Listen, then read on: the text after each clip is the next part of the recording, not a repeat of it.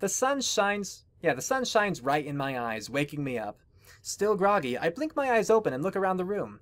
Kaori's space beside me is empty. She must already be awake. I take a look at the time and balk at how late it is in the morning. We did have a late night coming home, and I was exhausted from the travel. Kaori must have let me sleep in, which was very considerate of her. I smile to myself, feeling lucky to have her again. The events of our getaway are still fresh in my memory. A part of me wishes we could have stayed there longer. Either way, I should get up now and see what everyone else is up to. Kaori's probably growing impatient waiting for me. I get ready for the day and head downstairs. Kaori is in the living room gathering up some things, but glances up when she hears me. You're finally up. Yup. Yeah, sorry I slept so late. She shrugs. You were tired. She picks up a gift bag and peeks within. So what are you doing? Oh, just double-checking the presents. There are a few things I'd like to exchange. Or maybe just return entirely. Sorry about the bracelet. I think I know exactly which gifts those might be. A trip to the mall would be a nice opportunity to stretch my legs and get out of the house for a bit. We didn't even get to use the gifts though, that's such a shame. Would you like some company? Sure, if you want to, but you don't have to. Let's go. Her family are doing their own individual things, so I help myself to some food in the kitchen.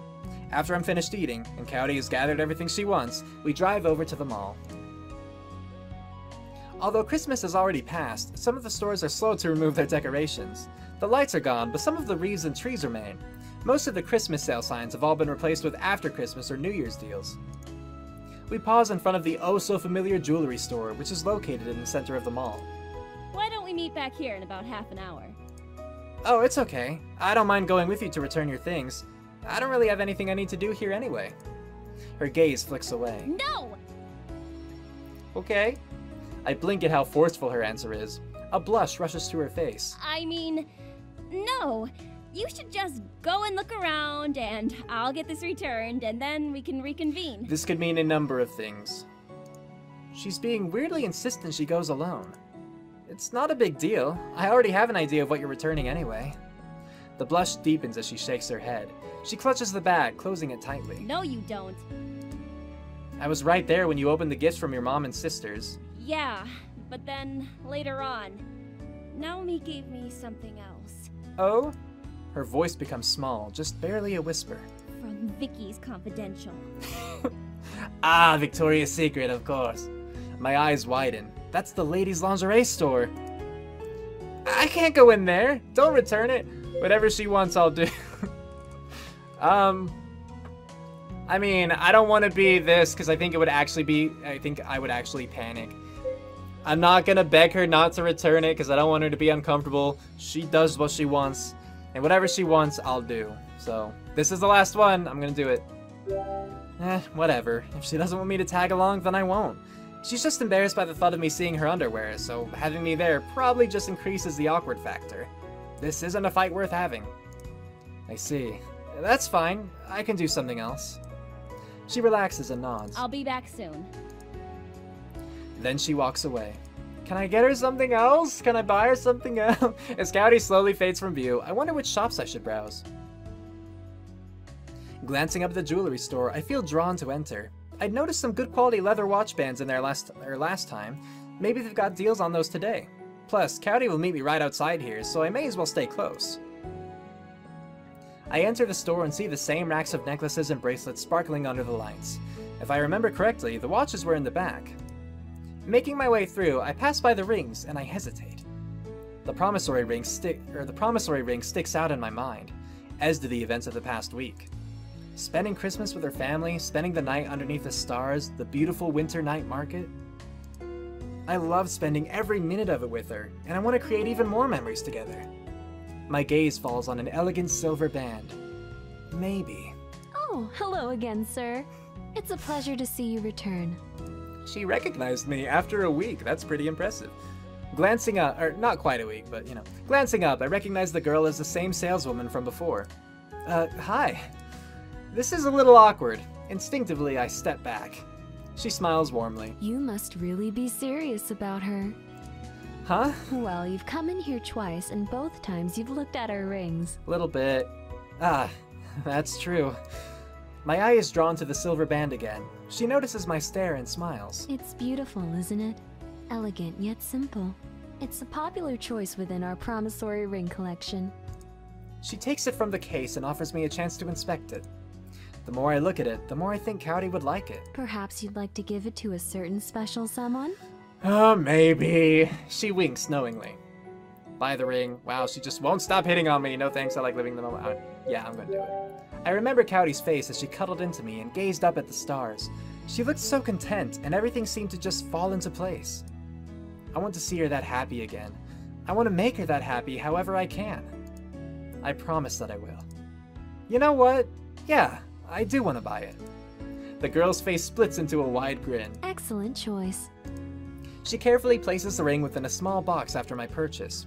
I refuse the bag and slip the box into my pocket. I don't want Kaori to know about this just yet. I'll have to find the right time to surprise her.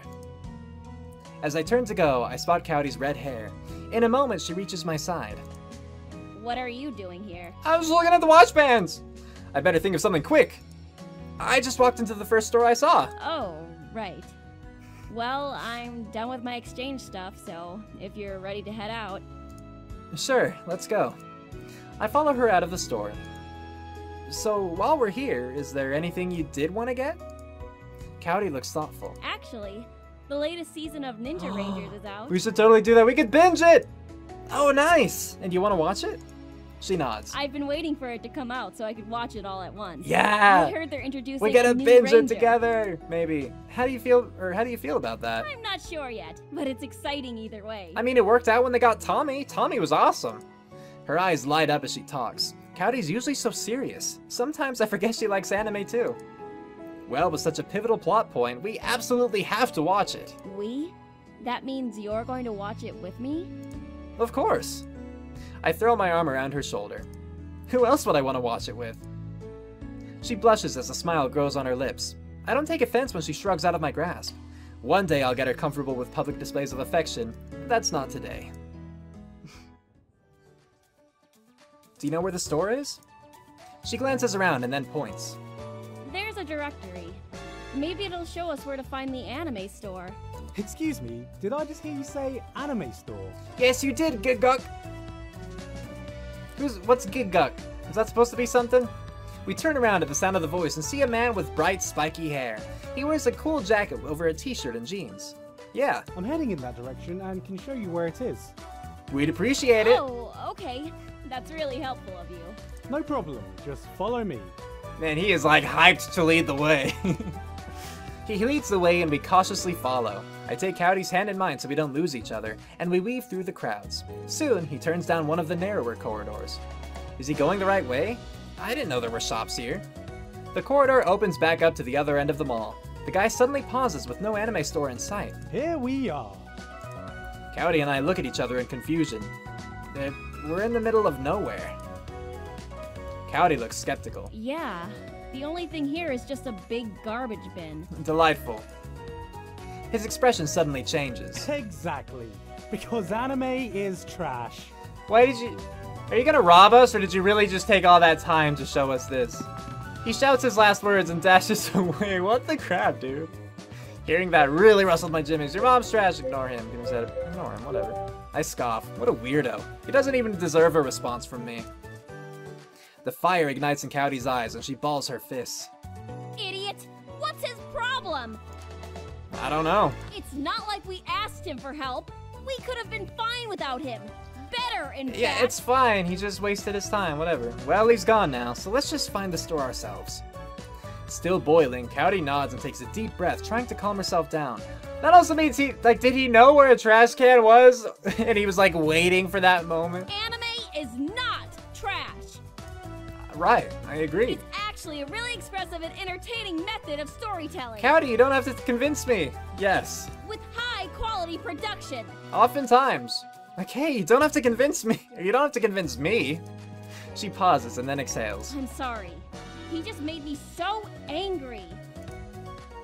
Let's forget about him. She nods and we head back towards the directory. Kaori spots the name of the store list almost straight away, and we make our way there without incident. After buying the anime, we linger in the mall for a while longer before checking out some of the deals. We don't end up buying anything else, but we do find an arcade. I managed to convince Kaori to go in, and we even find a set of gear simulators. We play some co-op matches against the AI, which Kaori approves of. Once we've adjusted to the gear equipment, we flawlessly defeat level after level, attracting a crowd. We end up finishing with a super high leaderboard score. I guess all that gear piloting at Ace and my team cohesion with Kaori over the last months have paid off. Nice work. You too, partner. We proudly exit the arena and notice the crowd is starting to die down. We decide to go back. By the time we head home, it is already beginning to get dark. We arrive just in time for dinner. Together, we share another one of Mrs. Itami's... That is their last name, right, Itami? Mrs. Itami's delicious meals. No wonder Kaori knows so much about food. Her mother's an amazing cook. After dinner, we help clean up, and then the family splits to their respective activities. The twins return to their rooms to work on their design ideas. Kaori's mother pulls her daughter aside. Kaori, honey, could you come with me for a minute? I want to go through some of your old belongings before you go back to university. What for? I know you help out at Uncle Miguel's daycare, and I thought it'd be nice if you donated some of your old toys and things as a late Christmas gift. Did you say gift? That sounded weird. Kaori's expression softens and a wide smile lights her face. I recognize that expression. She wears it every time she sees the kids. That's a great idea, Mom! Chatting excitedly, the two of them head downstairs, leaving just me and Kaori's dad in the living room. Glancing over, I see he's inspecting a tiny figurine. Curious, I decide to get a closer look. He's holding a miniature gear figure, similar to what he gave Kaori, although this one is only partially painted. I think I recognize the shape. Is that a model of the series X890? Her dad looks startled, but answers me with a pleasant grin. Yes, it is. It's unfinished, though. I'm surprised you could tell. They have a really distinct, sleek design, a bit thinner than the general models. He nods in agreement. Yes, I've noticed that too. They can be pretty tricky to get right. I personally really like the X888. This time it's my turn to look surprised. I didn't realize you were so into gears. Oh, well, I'm certainly no expert like you kids, but I've slowly been getting into it. That's cool, that's cool. He straightens up and gestures for me to follow him into the garage. It's been refurbished into a workspace. On one cabinet are lines of finished miniature gears. I gravitate closer to them and recognize that they're grouped by gear make and model. Did you paint these yourself?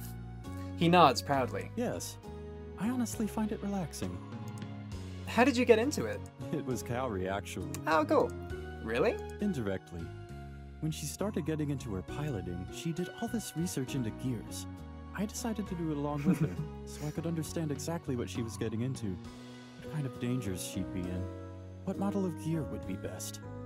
That sort of thing. Right. I nod. And even after she found Aura, I found myself still researching. It turns out, I think they're pretty interesting. I can tell. He chuckles. Now, I'm never going to be a pilot or an engineer, but painting these little guys helps me feel a little bit closer to my daughter. That's really awesome, Mr. Itami. I can't help but smile. He cares greatly for his daughter, and it shows in the little things he does for her. Memories of working on Eagle with my dad resurface, and I fight back the lump in my throat. Kaori is really lucky to have him. He rummages through his drawers and pulls out 2 figurines, then passes one of them to me. Would you like to give it a try? Paint Eagle, make a completely new design and rather... Yeah, sure. Sure. I've been missing my own gear while out of school. It'd be nice to have a little keepsake so I can keep it with me at all times. His grin broadens as I accept the mini gear. He sets up the paints and we both get to work, but is it the same model as Eagle? We continue to chat.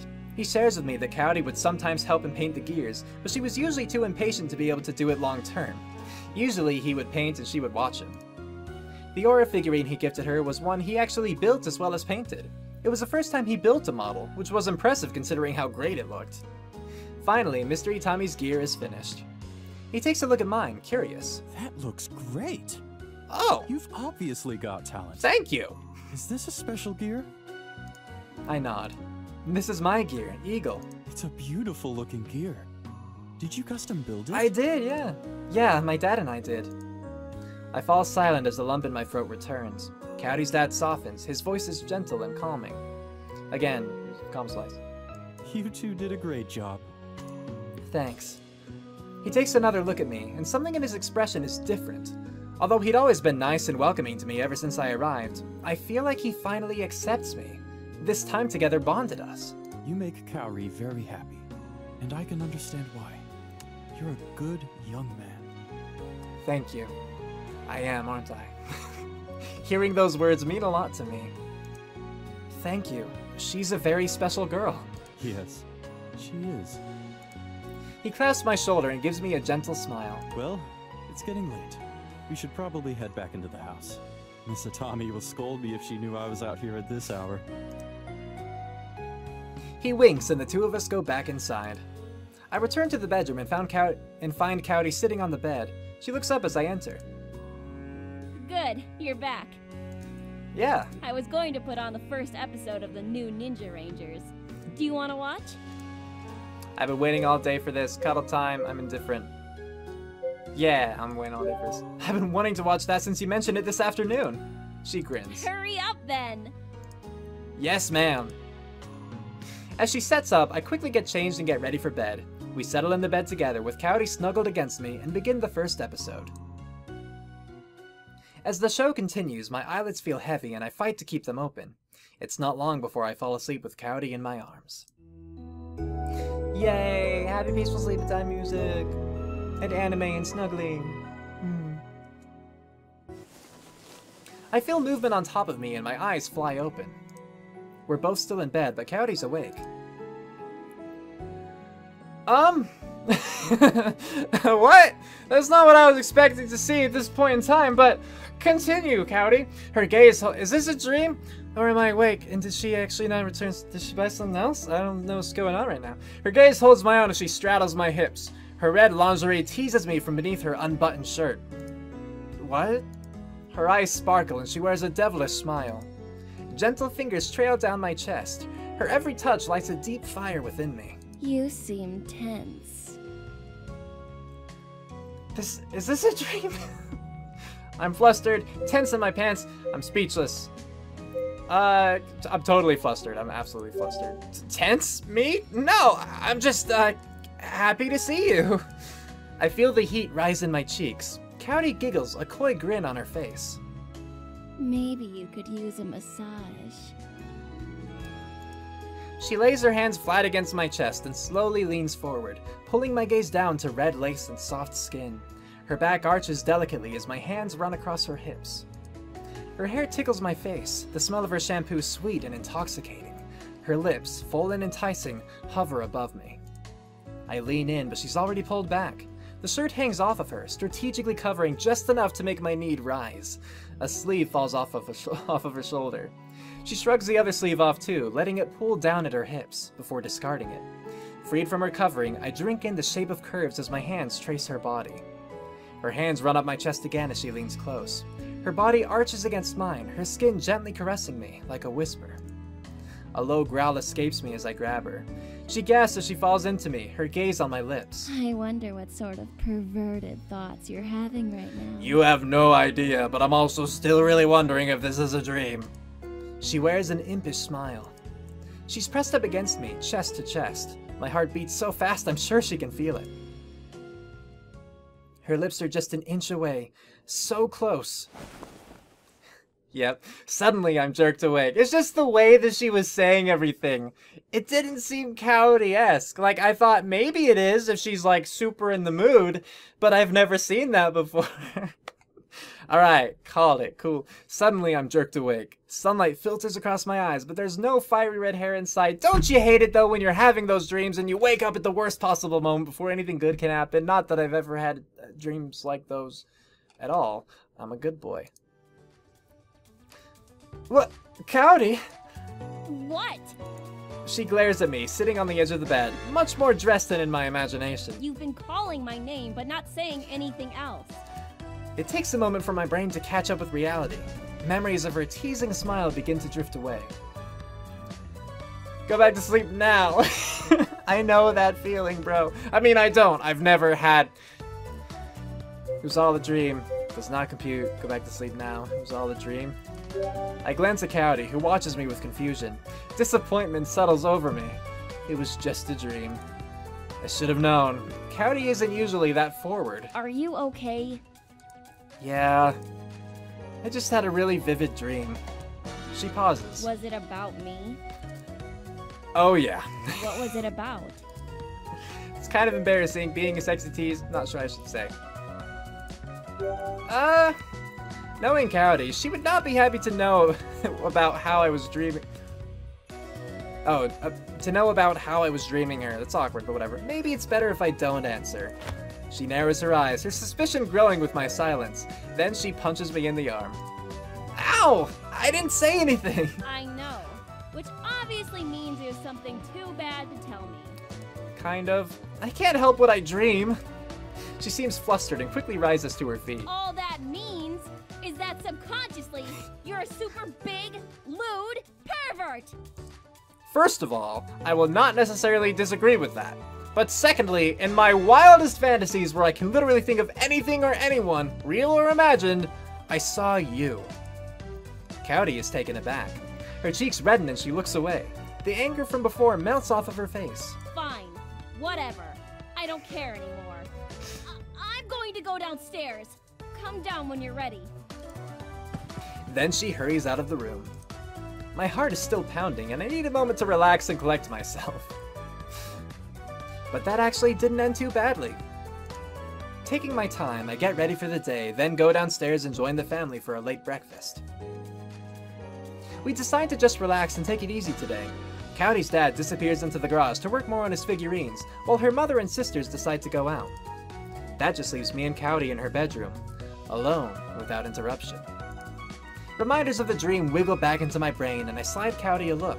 Feeling my gaze on her, she glances at me.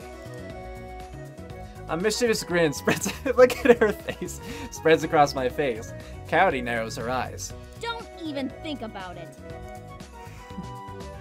Instead, she pulls out her laptop again so we can continue watching Ninja Rangers. It turns out we only managed to watch one episode last night before we fell asleep. You guys are terrible at binging. Leaning back on the bed, I stretch out my arm, leaving a space for Kaori to fill. Like a puzzle, she fits perfectly beside me, and we begin watching. The more we watch, the more we become absorbed with the show. Kaori was right. They did introduce a new character. Enchantra, the Ranger of Charm. Oh. She's a beautiful and busty character who wears the same skin-tight uniform as the others. Her ability is to persuade others to do the right thing. Kaori rolls her eyes. It's annoying when a good show decides to go overboard on fan service. Agreed. Besides, her power doesn't even really fit in with the others. Not really. The others they seem to be like qualities, characteristics, not... I mean, I guess charm kind of fits, but I feel like they're interpreting it a little differently.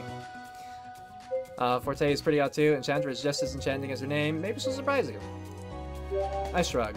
She's only just been introduced. Maybe she's got a hidden ability or something we find out about later on. It's unfair to judge her before she's had a chance to shine. Kaori huffs, but reluctantly agrees. I guess that's true. We haven't really had a chance to learn much about her. But her backstory better be good. Time gets away from us as we power through episode after episode. Even with the divided introduction of the new character, the season is still good. We stop when we hear the call for dinner. I spot a large pot in the middle of the table. This looks different. We thought that since it's so cold outside, we'd have shabu shabu tonight. I love shabu shabu! Ayame nods as she helps her mother bring out plates of raw meat and vegetables. Kaori's father grins. What an excellent idea. Nothing quite warms the soul like some hot soup. We gather around the pot of boiling soup, chatting happily while cooking our food. After our bellies are full, we help clean up and then rest for a bit. It's been nice having the whole family together again. Plus a bonus member. Naomi. He's practically family at this point. I am, aren't I? Kaori's mother pats my hand reassuringly. You are welcome here at any time. Thank you. Thanks. Well, I was thinking it would be nice to have a family game night again. It's pretty rare that we have all of you back at once. What do you say? What do you say to a family-friendly game of spin the bottle? Ayame lights up. That's a great idea, Dad. Naomi nods. Remember the game One Night Vampire? You kids used to love it growing up. Is that like werewolf or whatever? There are so many variations of it. Kaori smiles fondly. It's been forever since I've played that. If everyone else wants to play something, then I'm happy to play too. All Alright, sounds like that's settled. Yep. Ayame goes to collect the game while Kaori's dad faces me. Okay, if it's a game you have to collect, it's not what I'm thinking of. Do you know how to play One Night Vampire? Nope. A refresher would be helpful. I don't think so. How do you play? Alright. We'll play a simple version with fewer role cards. There are villagers, vampires, a rabble-rouser, a burglar, and a soothsayer. Okay, so this isn't... Oh, this is more like Town of Salem kind of thing. Which is essentially what I was thinking of, actually, but I'm not used to playing it. I guess maybe there are cards. I honestly don't remember how it starts, but for the most part, it's just like visual and imagination kind of thing, from what I recall. The vampires are pretty self-explanatory. The rabble-rouser will cause trouble by switching 2 cards. The burglar will exchange their card with another player, and then look at that new card. And the soothsayer can either look at one person's card, or look at 2 cards in the center. Gotcha. At night, each role will be called to do an action. So just make sure you listen to the narrator on what action you should do. Okay. During the day, everyone discusses and tries to guess who the vampires are. Whoever is voted a vampire is considered staked. The villagers win if at least one vampire dies. If at least The one vampires dies? win if they are all alive. Dang. I thought it was the vampires win if at least one survives. Sounds simple enough. We set up the game and Kaori's dad shuffles the deck. Then he passes out the rolls, leaving the remaining cards in the center of the table. I peek at my card and my heart races. Am I a vampire? Just my luck. I'm a vampire. All right. Bleh. It is now the first night. Everyone close your eyes. All right. I have to read. I close my eyes like I'm told to do. Vampires, wake up and look for your kin. I do, and so does Kaori. We glance at each other, then smile. This is perfect. It must be destiny that we are on a team together. Kaori's dad tells us to close our eyes. He cycles through the other rolls, and then the night phase is over. Everyone open your eyes. You can now discuss. Kaori blinks open her eyes and looks around the room. She speaks before anyone else has a chance to start. One of the vampires is Naomi. How would you possibly know that? Now you got me saying it. Naomi looks at Kaori. You're obviously just randomly throwing around accusations. I bet you're the vampire. Kaori's face reddens. Oh no, I need to say something before she gives us away. Pretend you're the soothsayer. Actually, I should stay silent.